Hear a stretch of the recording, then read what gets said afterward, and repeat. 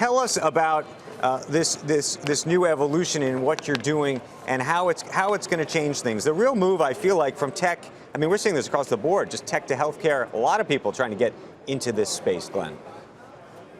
There are. Well, it's great to be on this morning.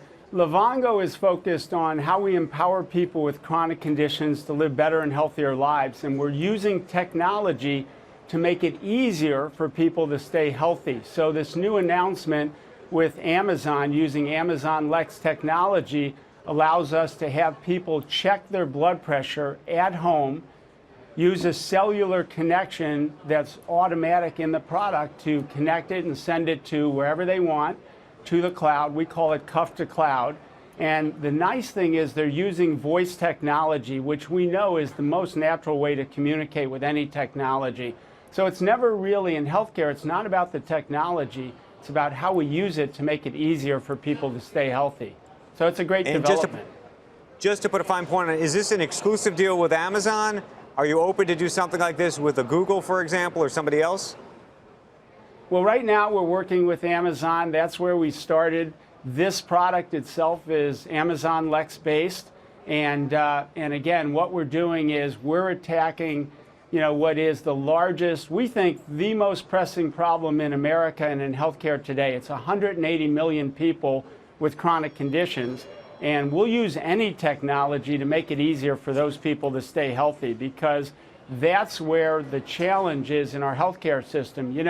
For people today, Right. Despite all the technology, it's been more confusing, more costly, more complex than ever before. We want to use technology to make it easier.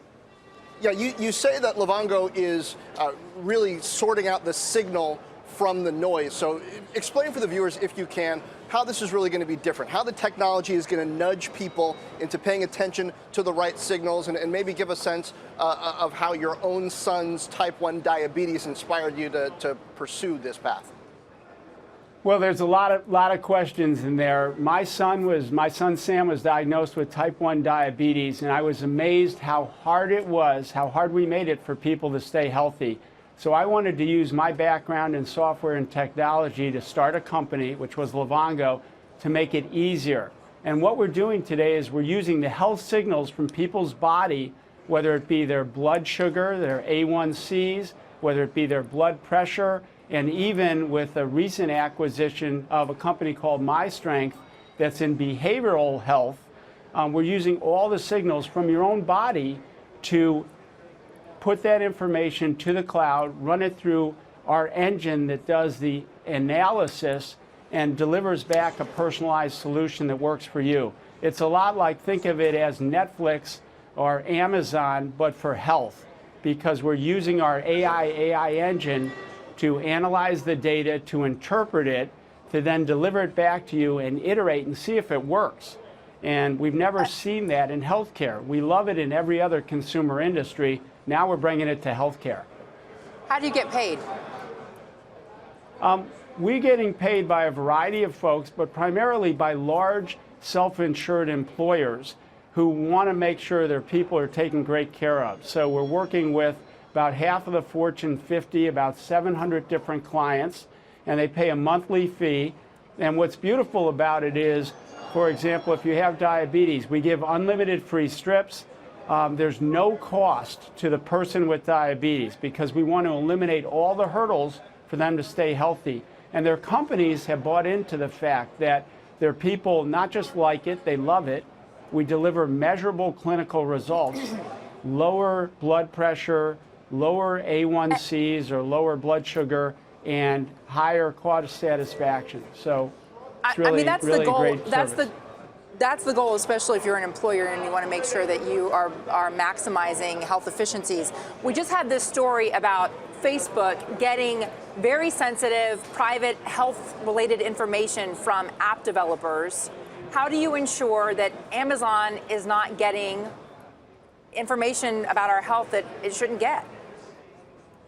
Well, the first thing is we've empowered the health consumer, what we call our members.